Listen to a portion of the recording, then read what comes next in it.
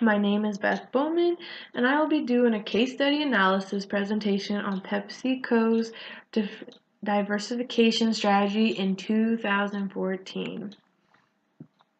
The corporate strategy to start everything off, their strategy was to diversify the company by they have multiple companies inside of them, and they'd split those up between salt and sweet snacks, soft drinks, orange juice, bottled water, ready to drink, teas, coffee, purified, and so on and so on. They have breakfast, other drinks, and you name it, they got it. The company wanted to look at expanding internationally. They do have international places at them as well right now currently, and they're going to work on improving those. They are in Europe, Asia, Asia, I believe, Latin America, and China, Brazil, all of those places. So basically any other place that they're not located, to open more jobs and create more of a diversity in more than just like even more places in Russia areas. All right, and then also they're looking at having a low profit margin. This would help with the stock price, free cash flow, and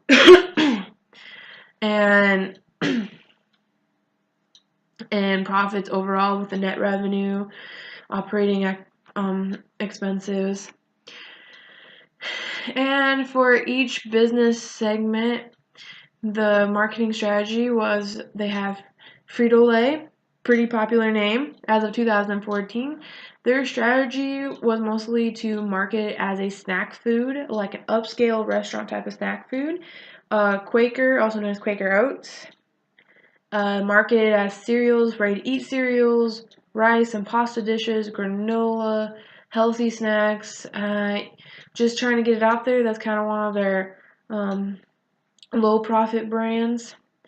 The Pepsi beverage market is about concentrated fountain syrups and other juices. Also, there are finished goods, snacks that aren't part of Frito-Lay or Quaker. In Latin America, they tried focusing more on like what Quaker sells and snack foods, just I believe how it's set up in Latin America. They don't believe pop goes well over there or sodas. More of water. So what they do is they just try to market with the Aquafina, one of their top brands, as in 2013, one of the top brands. So they're marketing that over in Latin America. And Quaker is huge because of the natural, healthy stuff they use with it. Europe, snacks and beverages from all the companies I just mentioned, they just basically spread it all out. Depending on where it's at in the area, that's how they're gonna market it. Because some places they won't like Pepsi, they won't like Mountain Dew or Mug. Unlike they will love Lipton teas and water and coffee. So it really depends on where you're located in the areas. Alright, on the attractive scores and assessments, as you can see, there are the market size, competition, strategic fit, opportunity threats, resource requirements, environmental factors, probability, all for the beverages, which is PepsiCo or Pepsi America, and cereal or the oat brand, snacks, the PepsiCo International or Frito. And looking at this, the weighted score for beverages is going to be about 7.75, while snacks sit at an 8.15, and cereal will sit at the bottom with 6.40. Looking at your competitive strength, you kind of use the same measurements with the important weights and the ratings. You get your market share and all the way to your competitors, your rivals, profitability, image, reputation. Weighted score 7.6 for snacks. Beverages is at the top with 8.35s, and oats is at 6.9. What these, even on the attractiveness and the competitive, this is put onto a 9-cell matrix chart, which I will show in a bit. But these are showing you where they stand in the company and against like their opponents. When you do the competitive strength, you take what your competitive is in the market share as of now, and you take Frito, for instance, was 36.6. You take that number divided by Kellogg, and that was 6.6, and you get 3 or 5.4, which gives it a pretty high, because if it's anything above 1, it gets like a score of a 7 or 8. Well, in this case, I gave market share to Fritos with a 10 because they scored so high. I mean, Kellogg's, in the case, pointed out that is basically their only competition. And so scoring a 10 and being 30% higher in the market share as in 2013 over Kellogg's, that's pretty good. And the same with beverages with Pepsi, like their top competitor is Coca-Cola. There is Dr. Pepper, and then you have your private sellers. Coca-Cola was ranked number 2, while Pepsi still sits at number 1. Coca-Cola was at 21% in the market share, while Pepsi sat at a 24%. So it wasn't too much, so I gave them an 8. But that's still pretty good. I mean, they've held that trophy up there pretty high. And oats, there wasn't a whole lot of numbers mentioned. They mentioned a couple brands that possibly would hinder them. They did decrease, however, in profit, and they did decrease in some costs other than profit. So I gave them a 7 in that case. I really think they can do some different things, which I'll talk about later, to up quotes. But so overall, the weighted information overall, I had a 7.6 for snacks, 8.35 for beverages, and 6.9 for Quaker Oats. And as you can see on this slide, we have the competitive strengths at the top, and then you have the attractiveness on the bottom. And the attractiveness, since I didn't mention this earlier, in a company is about what appeals to competitors or investors when looking at a company. You don't want a company who's going to be at the bottom of the heap or has very inconsistent profit margins. So Pepsi does a pretty good job, as I show you on this chart from the numbers I mentioned earlier. PepsiCo beverages and Frito-Lay, they're at the top of the chart. Frito-Lay is pretty high up there. They're one of the top marketing. They're just hardly below PepsiCo. So PepsiCo, as you can see, is clear to the left and almost in the top, which is extremely high. Frito-Lay, it's up there, just not quite as high as Pepsi. And then your oats is clear at the bottom right-hand corner. And, I mean, they didn't do terrible, but out of those three, I mean, you would kind of expect it, but not really, because their healthiness is coming around and has been around for a while, and they're one of the healthiest ones out of these three. The next scale is pretty much everything I mentioned. So why Frito-Lay, I believe, is at the top, according to the case study. It's at the high competitive strength and attractiveness because it has upscale flavor. It uses healthier oils and bakes their food like baked Cheetos and baked Doritos. And it creates that different flavors like jalapeno, or they're also part of Lay's classic potato chips. So they have like the sour and cream and onions or chives. And then they have I think waffles and chicken. I mean, they have creative ways that catch people's eyes. And then they have those contests, of course, that like, hey, if you win, your flavor will be tried and displayed on Lay's. So that gives them a pretty good competition strength. And then you have your PepsiCo beverages, which was the highest out of them all. And first of all, they're the largest seller. As stated before, they're above Coca-Cola, and those are the top two in the whole U.S. They have different brands which suit different needs, like the Lipton tea. They have different coffees. They have water. They have ready-to-go meals. They just bought Pizza Hut. They have Taco Bell. I mean, PepsiCo's beverages are all over the place in those restaurants I just mentioned. With Mug, and they have like a bazillion others. And they only have a handful of threatening competitors. Being so high on the top, you're not going to have a lot of competition. I mean, there are competition there, but it's not going to affect you as much, especially when you're sitting at like $66 billion and your other competitors are just at $30 billion. I mean, you got a little bit of wiggle room. And then you have your Quakers, who also known as Quaker Oats, who is on the low of the totem pole. Alright, Quaker Oats, which is on the low end of the totem pole in this case, they have a variety of cereals. They have the mixes and syrups and rice pastas.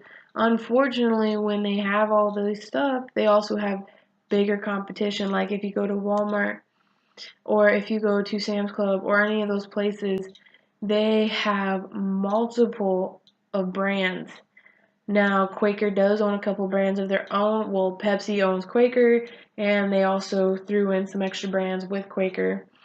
So, I mean, that does help a little bit stay in the competition, but there is more competition out there for the rice and the pastas, and then you have your syrups. I mean, there are tons. They also had a 1% sales decrease, which in this competition, it extremely hurts. I mean, in any competition that would hurt, but when you're trying to keep up with your own, like literally with your owners, who is Pepsi, who has a decrease in this year, but you can't really tell because they're doing so well. Alright, next on the list is value chain. The value chain determines, you do like a little matchup, what in like PepsiCo, what different brands are matched up with your highest. At least that's how I got it. You take your top brands and you figure out, like where they purchase from the suppliers, how they sell and market that. I mean, value chain is basically narrowing it down on how your company is getting all this profit. So purchases from suppliers, the number one and two drinks on PepsiCo was Gatorade, Tropicana, and Aquafina. Also to note, Gatorade is part of Quakers. So Quaker, that is what helps them. Gatorade was named number one with roughly $14 billion of 2012 and 13 in sales. Alright, and then you have Frito-Lay with Cheetos, Doritos, Tostitos, Fritos, and Ruffles, just to name a few. For Quakers, mentioned before, the cereals, the mixes, the rice, like pancake mix and waffle mix. They have your pastas. Alright, operations, Aquafina, Gatorade. They're the number one branding for this, for in this case, they're one of the number one brandings for Pepsi, is the Aquafina being number one and Gatorade being number one. And then Tropicana was in there as a number two, which is also good. Lipton tea is up there, so that all's good. With their sales and marketing, they have a cross-selling with Frito-Lay across the world. They market about convenient snacks, the different types of drinks they have, the different brands they have together, and it's the same for sales and marketing with Fritos. Now on Fritos, on the operation side, they joined with Quakers, or Quaker joined with them, to create more of a variety of snacks. I mean, Fritos, you just named like 6 of them, and there's like 7 or 8 more. At least, I believe there's roughly 20 more, if my memory is correct. So, those two joining up together, they created what's under Quakers and Oats operation, Better For You and Good For You snacks. This helped sales tremendously, considering in the past decade, something like that, sales for healthy food has gone through the roof. So, when you create something like that, you're determined to make some type of profit. At least that's what you set out to do. Well, they started decreasing, so that's therefore Better For You and Good For You foods were brought onto us. And that's how Quaker Oats does their sale and marketing. And then they say they're part of Frito-Lay, which helps more because Frito-Lay is such a very, very popular and just overall well-known across the world brand. Right, when you're talking about distribution, skill transfer with Frito-Lay, soft and carbonated drinks with PepsiCo is some of the ways they split it up and how they give it to their customers. Frito-Lay, kind of with Quaker Oats here, is like I said, the healthy snacks. They also have the healthier oils, the smaller packaging, the good quality taste, restaurant style, ready to eat. Cereal and side dishes are for Quaker Oats. They don't have a lot there, but it's enough to keep them afloat.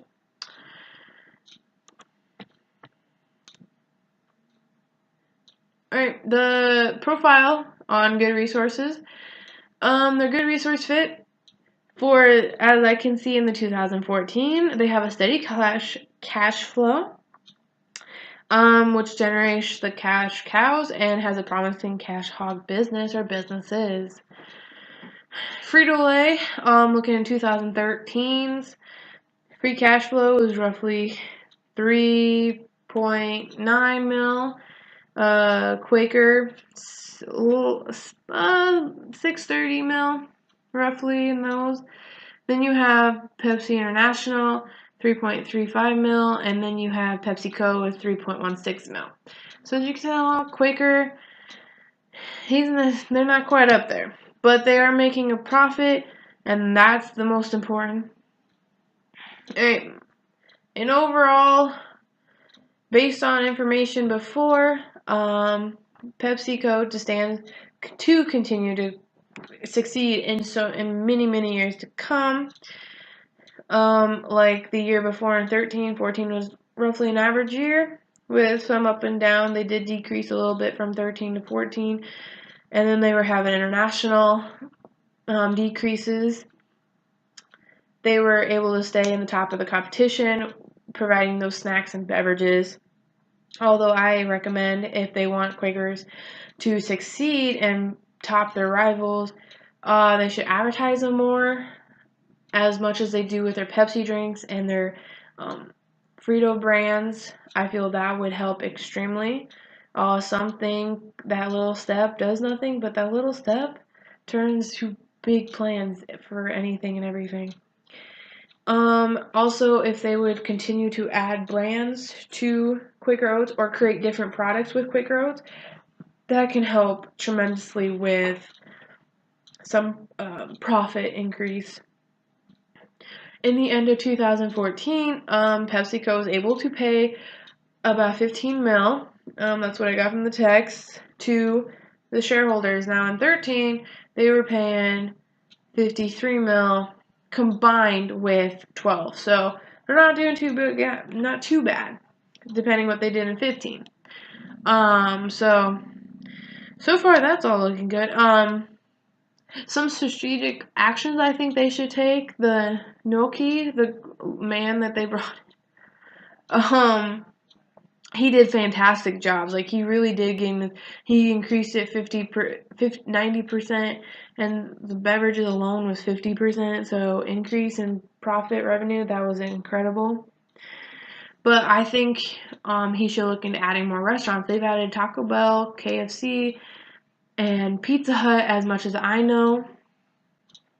So if they add more, it could mean more places they can put their products, which means more revenue, like their names out there, no problem. And they also can have restaurants that's more around the healthy side, which means they can display their good for you, better for you snacks. They can create meals out of them. I mean, there's a host of things you can do with that. Another strategic thing is being a part or sponsoring a charity event. It doesn't have to be charity, but it could be just an event where, like, for instance, Quaker, who has a but a minimal advertisement exposure. So having the picture or just the idea of the food or just their brand name alone out there, that can get people thinking, oh, hey, I saw this, it must be good. Where it gives them an idea that there are other brands besides the off brands for oatmeal. Alright, and any free cash flow needs to be towards anything left over or anytime there's free cash flow. I feel there needs to be towards some